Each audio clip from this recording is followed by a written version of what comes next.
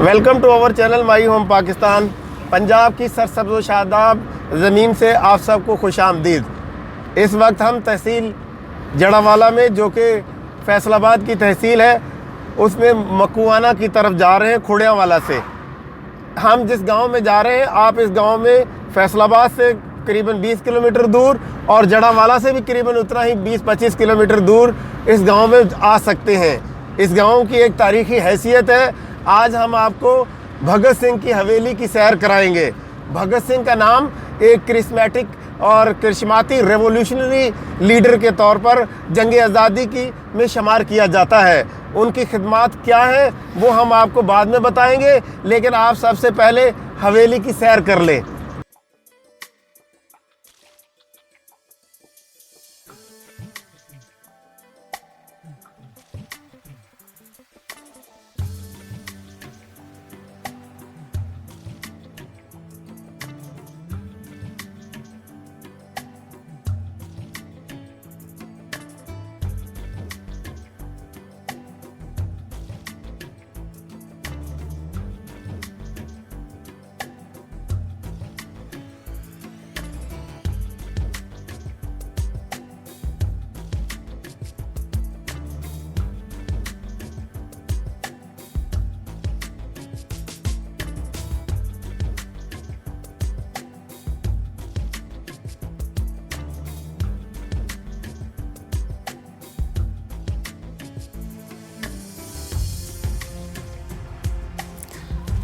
नाज़रीन, इस वक्त हम भगत सिंह की हवेली के बाहर मौजूद हैं।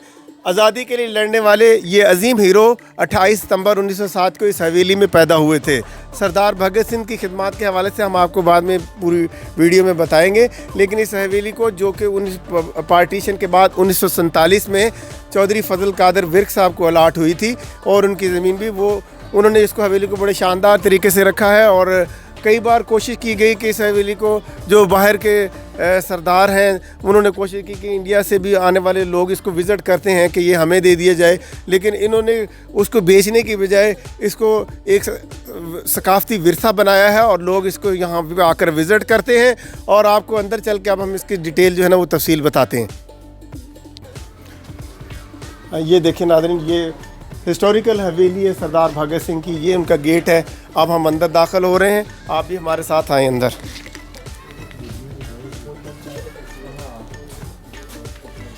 ये देखिए कितनी खूबसूरत हवेली है। ये वो बेरी का दरख्त है जिसे भगत सिंह ने खुद अपने हाथों से लगाया था और यहाँ बैठकर वो पढ़ा करते थे, स्टडी करते थे।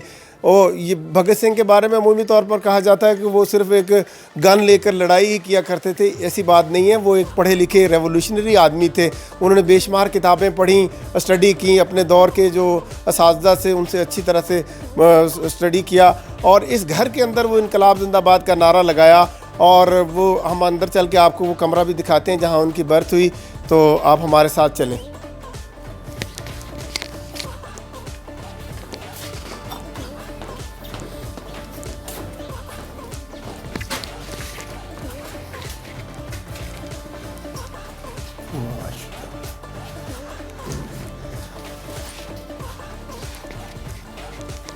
ये नाज़रीन वो कमरा है जो कि एक इंतहाई अहमियत का हामिल है और एक तारीख़ी मुकाम है, जहाँ पे आज़ादी के लिए लड़ने वाले इस अजीम हीरो की यादगार के तौर पर इस कमरे को अब तस्वीरों से सजाया गया है।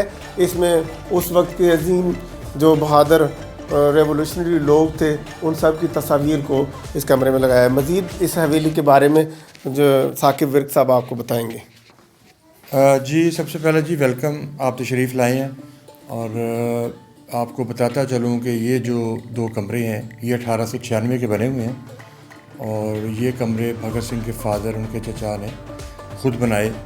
और पुराने दौर में ये रिवाज हुआ करता था कि कमरे 2-3 ही हुआ करते थे, घर के अहाते, घर के सहन खुले हुआ करते थे। इन 2 कमरों को मैंने भगत सिंह गैलरी बना दिया। यहाँ पे 400 के करीब तारीख़ी तस्वीर लगाई गई हैं, क्योंकि मेरे पास यहाँ पे स्टूडेंट्स भी आते हैं, प्रोफेसर साहबान भी आते हैं, वाइस चांसलर्स भी आते हैं और हर तबका के लोग मेरे पास यहाँ पे विज़िट के लिए आते हैं। तो बजाय कि वो ईंटें और मट्टी यहाँ पे और पत्थर दे के जाते, तो हमने इसको भगत सिंह गैलरी बना कर उनके लिए बाकायदा थीसिस का एक इंतज़ाम कर दिया है।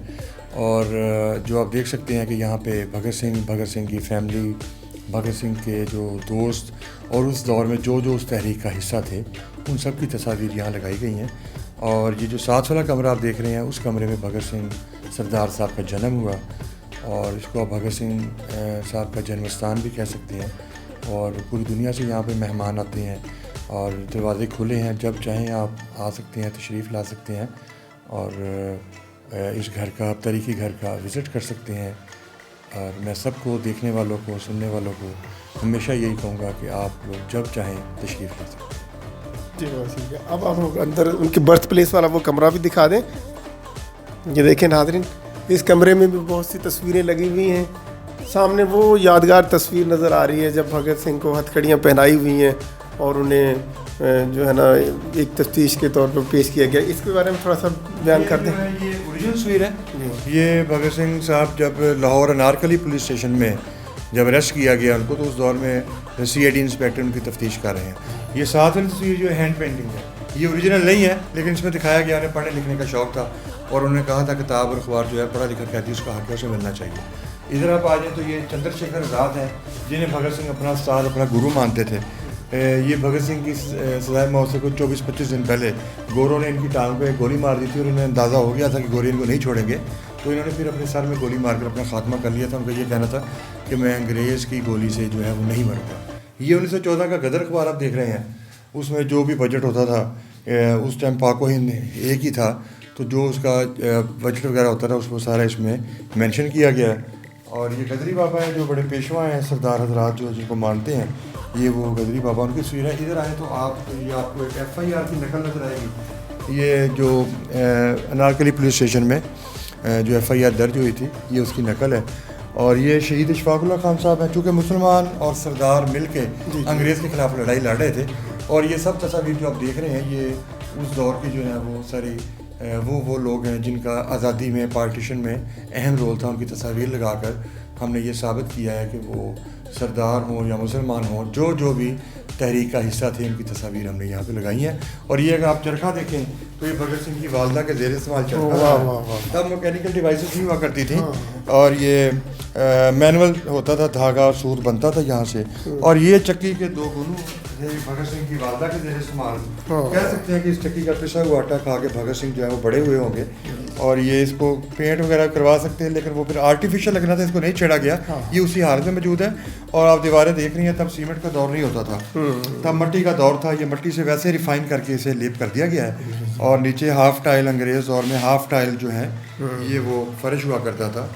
और छत आप देखें, ये दियार की लकड़ी और स्टीरियाँ और बाले वगैरह। इसको सिर्फ ये है कि हमारे साबका DC थे 13-14 में, नूरुल मीन मैंगल साहब, उन्होंने चूँकि भगत सिंह को पढ़ा था, वो हिस्ट्री के बारे में बहुत जानते थे। उनकी ख्वाहिश थी कि कोई ऐसा काम किया जाए जिससे सरकारी ठप्पा जो है वो लग सके इस घर पे।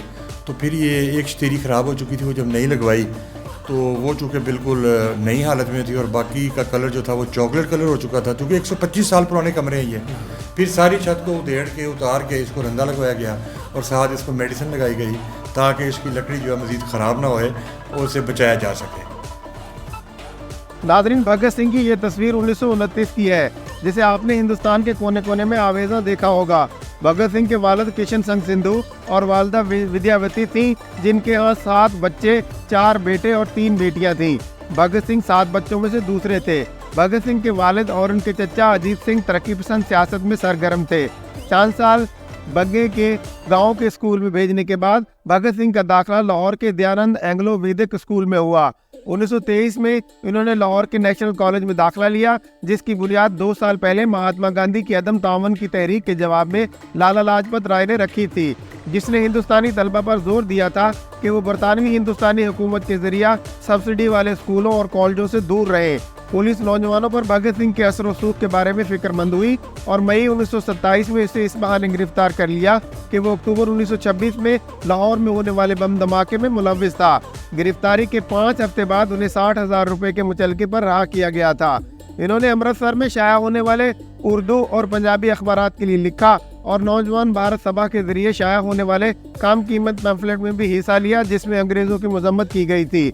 इन्होंने कीर्ति किसान पार्टी के जरीदे कीर्ति और दहली से शाया होने वाले वीर अर्जुन अखबार के लिए भी लिखा। नादरीन 1928 में बरतानवी हुकूमत के कायम करदा साइमन कमीशन के खिलाफ मुजाहरे में जब लाला लाजपत राय को हलाक कर दिया गया तो इसका बदला लेने के लिए भगत सिंह ने शैवराम राजगुरु, सुखदेव थापर और चंद्रशेखर आजाद जैसे इनकलाबियों के साथ मिलकर superintendent of police James A Scott, जिसने पुलिस को लाठीचार्ज करने का हुक्म दिया था, उसे कत्ल का प्रोग्राम बनाया। ताहम गलत शनाख्त के मामले में मनसूबा साजों ने assistant superintendent of police John P Sanders को गोली मार दी। सैंडर्स को कत्ल करने के बाद ये ग्रुप डिस्ट्रिक्ट पुलिस हेडक्वार्टर से सड़क के पार DAV कॉलेज के दाखिली दरवाजे से फरार हो गया। उनका पीछे कर रहे थे हेड कांस्टेबल चरण सिंह, जिनको चंद्रशेखर आजाद ने गोली मारकर हलाक कर दिया था। नादरीन, भगत सिंह के इनकलाबी कामों में लाहौर से फरार, दिल्ली असेंबली बॉम्बिंग और गिरफ्तारी 1929 और असेंबली केस का ट्रायल शामिल है। 1929 में हिंदुस्तान सोशलिस्ट रिपब्लिकन एसोसिएशन ने लाहौर और सहारनपुर में बम फैक्ट्रियां कायम की। 15 अप्रैल 1929 को लाहौर बम फैक्ट्री का पता चला, जिसके नतीजे में सखदेव, किशोरी लाल और जय गोपाल समेत इस तंजीम के दीगर अरकान को गिरफ्तार किया गया। भगत सिंह को अपने साथियों हंसराज वोहरा और जय गोपाल के बयानात समेत ठोस सबूतों की बुनियाद पर सैंडर्स और चरण सिंह के कत्ल के इल्जाम में दोबारा गिरफ्तार किया गया था। असेंबली बम केस में उनकी उम्र कैद की सजा उस वक्त तक मुलतवी कर दी गई थी जब तक कि सैंडर्स केस का फैसला नहीं हो जाता। उन्हें दिल्ली जेल से सेंट्रल जेल मियांवाली भेज दिया गया। वहां इन्होंने यूरोपीय और हिंदुस्तानी कैदियों के दरमियान इम्तियाजी सलूक देखा, जिसके खिलाफ भगत सिंह ने साथियों समेत 116 दिन की तारीखी भूख हड़ताल की। कायद-ए-आज़म मोहम्मद अली जिन्ना ने असेंबली में भूख हड़ताल करने वालों की हमायत में बोलते हुए कहा था, जो शख्स भूख हड़ताल पर जाता है उसकी रूह होती है, वो उस रूह से मुतासर होता है और वो अपने मकसद के इंसाफ पर यकीन रखता है। आप उनकी जितनी भी मजम्मत करें और जितना भी कहें कि वो गुमराह है, ये निज़ाम हुक्मरानी है जिससे आवाम नाराज है। नाज़रीन, भगत सिंह, राजगुरु और सुखदेव को लाहौर साजिश केस में सजाए मौत सुनाई गई और 24 मार्च 1931 को फांसी देने का हुक्म दिया गया। इस तरह भगत सिंह और उसके साथियों ने अपनी जानों का नजराना पेश करके जद्दोजहद आज़ादी में अपना नाम हमेशा हमेशा के लिए अमर कर लिया। आज भी भगत सिंह के आबाई गांव बंगा चाके 105 गावे में 24 मार्च को हर साल उनकी बरसी के मौके पर हिंदुस्तान और पाकिस्तान से लोग जमा होकर इस अजीम हुर्रियत पंथ सपूत की याद मनाते हैं।